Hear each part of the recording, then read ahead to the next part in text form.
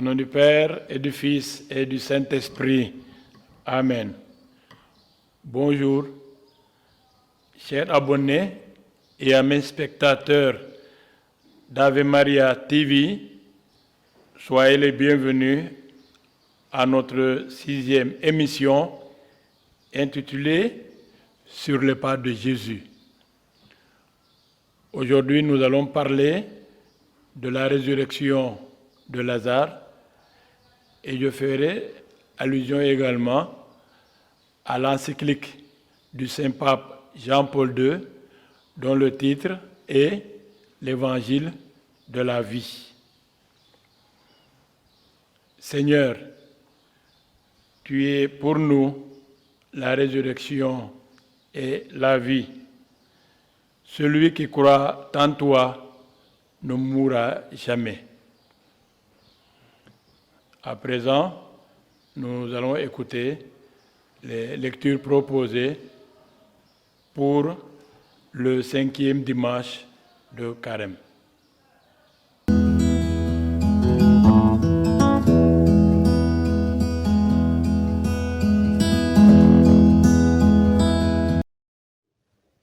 Première lecture. Lecture du livre du prophète Ézéchiel.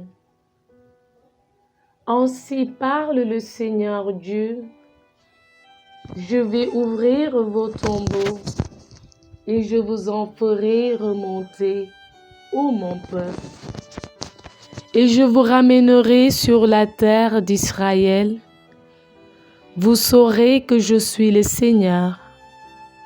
Quand j'ouvrirai vos tombeaux et vous en ferai remonter, ô mon peuple, je mettrai en vous mon esprit et vous vivrez. Je vous donnerai le repos sur votre terre. Alors, vous saurez que je suis le Seigneur. J'ai parlé et je le ferai. Oracle du Seigneur. Parole du Seigneur.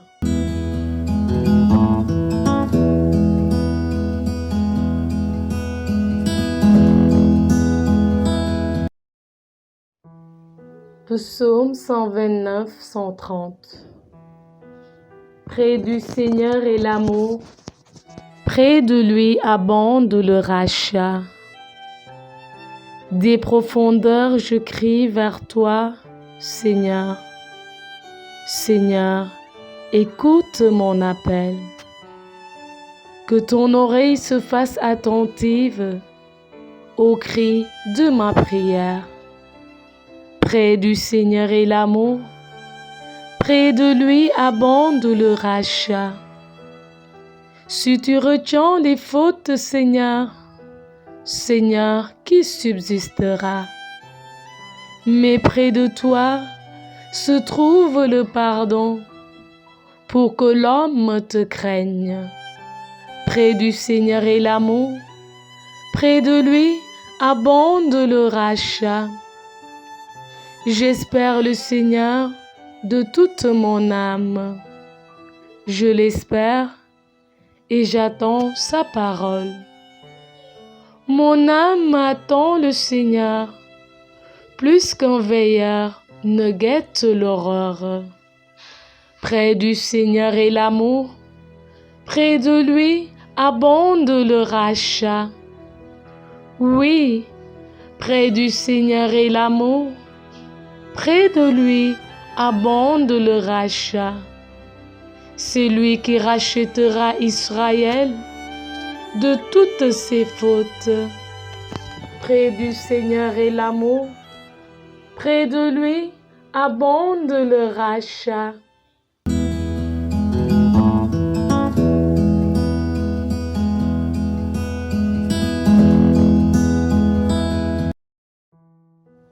Deuxième lecture. Lecture de la lettre de Saint Paul apôtre aux Romains. Frères, ceux qui sont sous l'emprise de la chair ne peuvent pas plaire à Dieu. Or, vous, vous n'êtes pas sous l'emprise de la chair, mais sous celle de l'Esprit. Puisque l'Esprit de Dieu habite en vous. Celui qui n'a pas l'Esprit du Christ ne lui appartient pas. Mais si le Christ est en vous, le corps, il est vrai, reste marqué par la mort à cause du péché. Mais l'Esprit vous fait vivre puisque vous êtes devenus des justes. Et si l'Esprit de celui qui a ressuscité Jésus d'entre les morts habite en vous, celui qui a ressuscité Jésus, le Christ, d'entre les morts, donnera aussi la vie à vos corps mortels, par son Esprit qui habite en vous. Parole du Seigneur.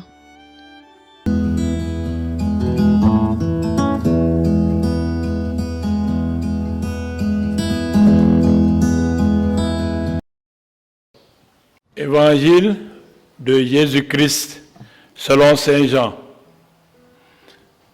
Marthe et Marie, les deux sœurs de Lazare, envoyèrent dire à Jésus: Seigneur, celui que tu aimes est malade.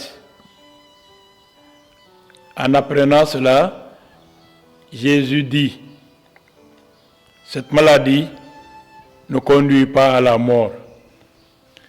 Elle est pour la gloire de Dieu, afin que par elle, le Fils de l'homme soit glorifié. Jésus aimait Marthe et sa sœur, ainsi que Lazare. Quand il apprit que celui-ci était malade, il demeura pourtant 2 jours à l'endroit où il se trouvait. Alors seulement, il dit aux disciples: revenons en Judée. Quand Jésus arriva, il trouva Lazare au tombeau depuis 4 jours déjà.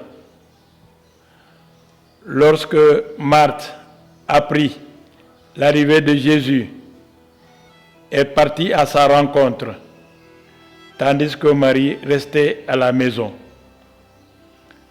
Marthe dit à Jésus: Seigneur, si tu avais été là, mon frère ne serait pas mort.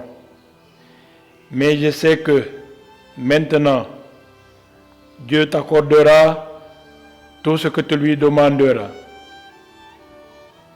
Jésus lui dit: ton frère ressuscitera. Marthe reprit: je sais qu'il ressuscitera au dernier jour, à la résurrection. Jésus lui dit: moi, je suis la résurrection et la vie. C'est celui qui croit en moi, même s'il meurt, vivra. Et tout homme qui vit et qui croit en moi ne mourra jamais. Crois-tu cela? Elle répondit: oui, Seigneur, tu es le Messie, je le crois, tu es le Fils de Dieu, celui qui vient dans le monde. Jésus demanda: où l'avez-vous déposé?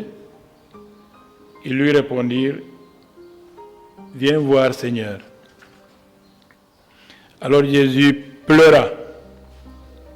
Les Juifs se dirent: voyez comme il l'aimait. Mais certains d'entre eux disaient: lui qui a ouvert les yeux de l'aveugle, ne pourrait-il pas empêcher Lazare de mourir? Jésus, repris par l'émotion, arriva au tombeau. C'était une grotte fermée par une pierre. Jésus dit, enlevez la pierre. Marthe, la sœur du mort, lui dit, mais Seigneur, il sent déjà. Voilà 4 jours qu'il est là. Alors Jésus dit à Marthe, ne te l'ai-je pas dit, si tu crois, tu verras la gloire de Dieu. On enleva donc la pierre. Alors Jésus leva les yeux au ciel et dit, Père, je te rends grâce parce que tu m'as exaucé. Je savais bien que moi, tu m'exauces toujours.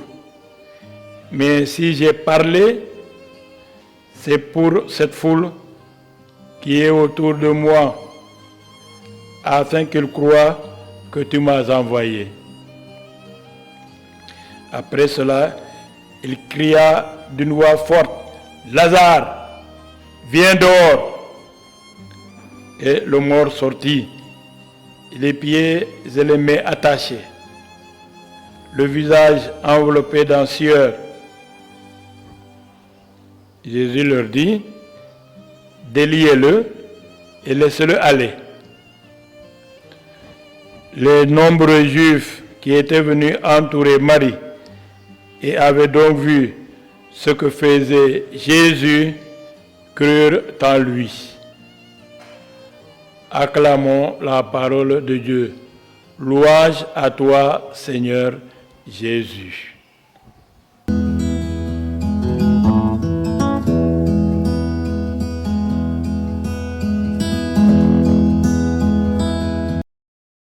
Chers abonnés, amis spectateurs, vous le savez, Jésus était un ami intime de Lazare,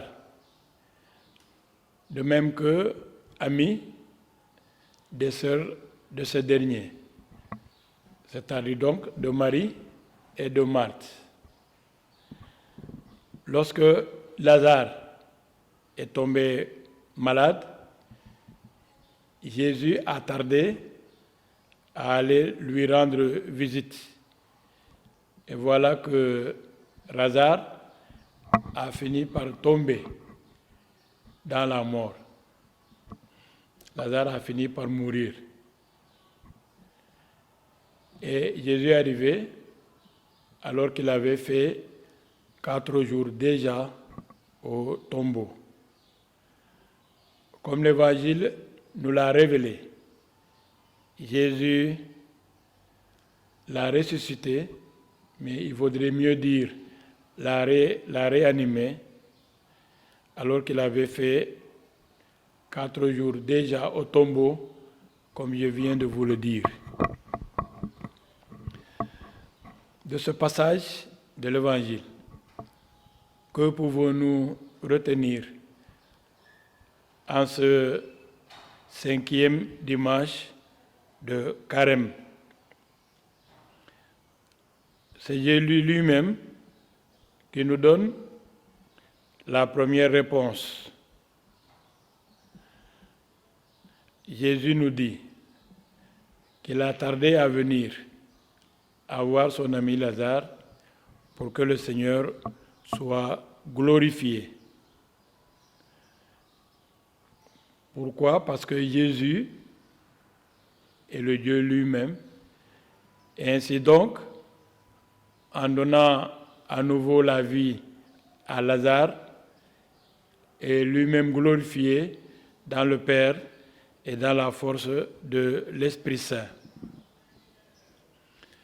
La résurrection de Lazare est un signe de sa propre résurrection.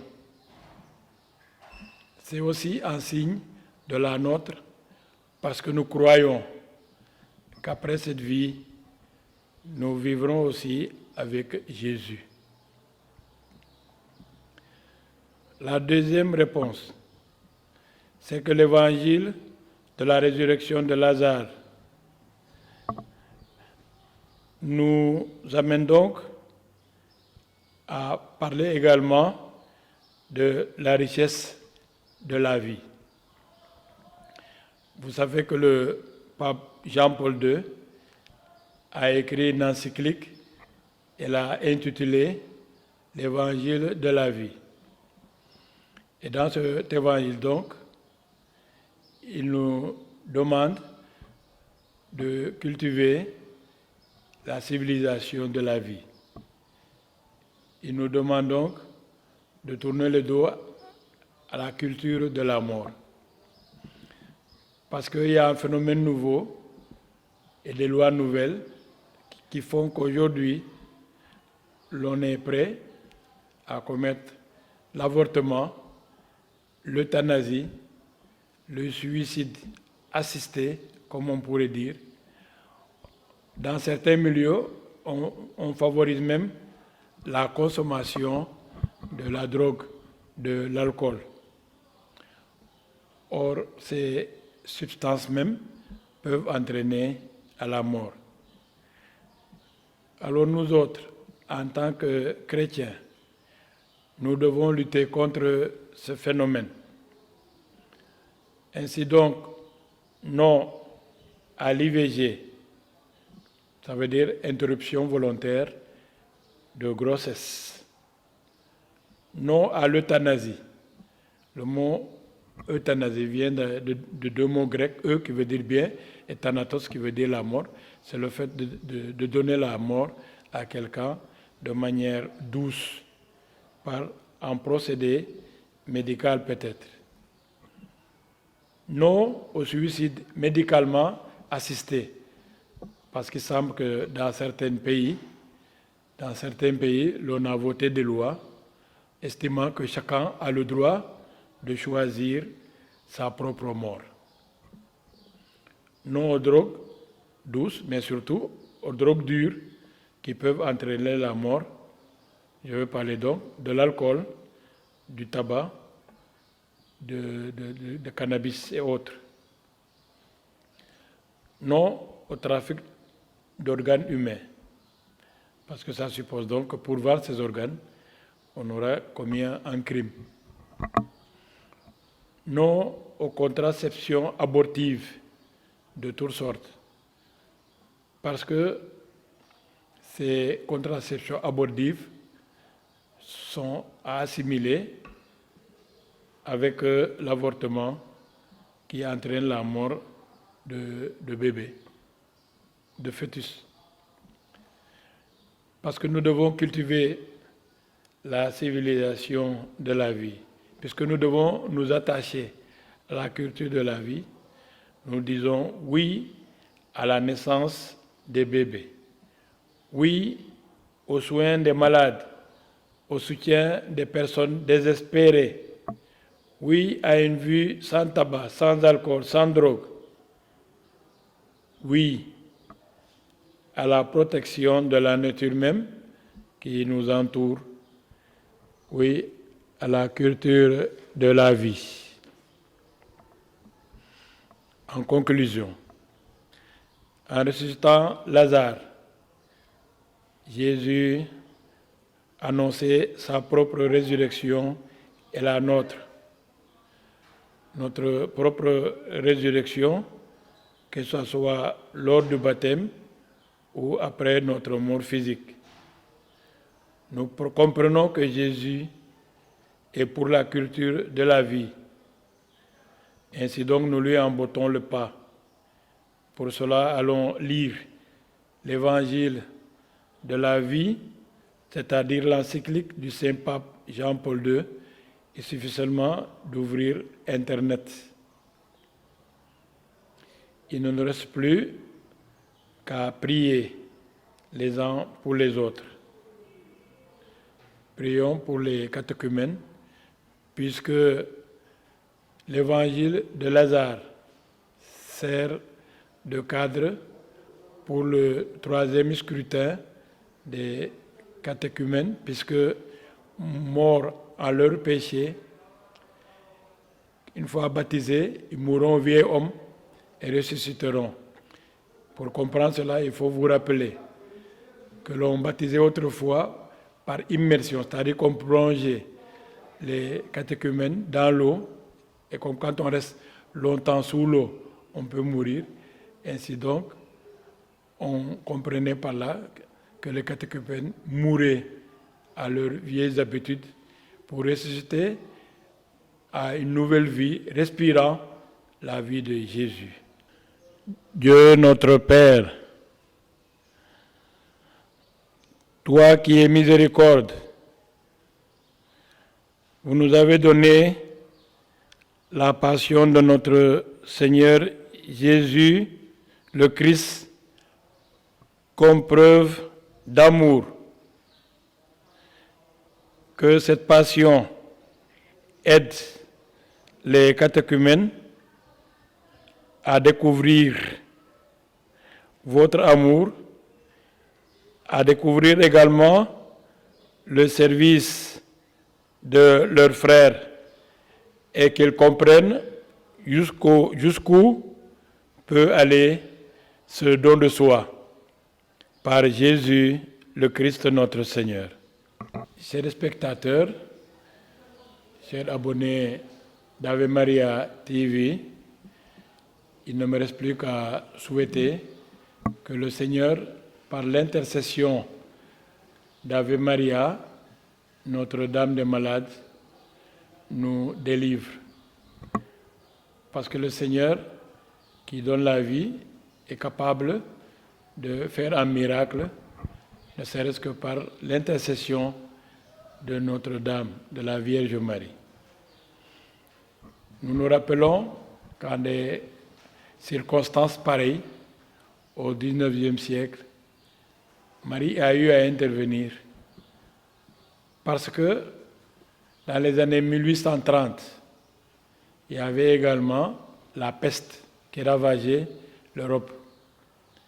Et Marie est apparue à une novice qui était à la rue du Bac. Il est apparu à cette novice qui s'appelait Catherine Labouré et lui a demandé de faire fabriquer une médaille. Au début, cette médaille, on l'appelait la médaille de la Sainte Vierge Marie. Mais quand on s'est aperçu que ceux qui portaient cette médaille guérissaient de la peste, ou alors n'étaient pas atteints, on a vite fait d'appeler cette médaille la médaille miraculeuse. C'est pour cela donc que je pense que Dieu, par l'intercession de Marie ou des autres saints même, peut faire pour nous un miracle. Donc Seigneur, nous vous demandons de faire quelque chose pour nous contre le coronavirus, puisque vous avez su aussi ressusciter notre ami Lazare pour nous montrer donc que vous êtes la vie, vous êtes la santé. Amen.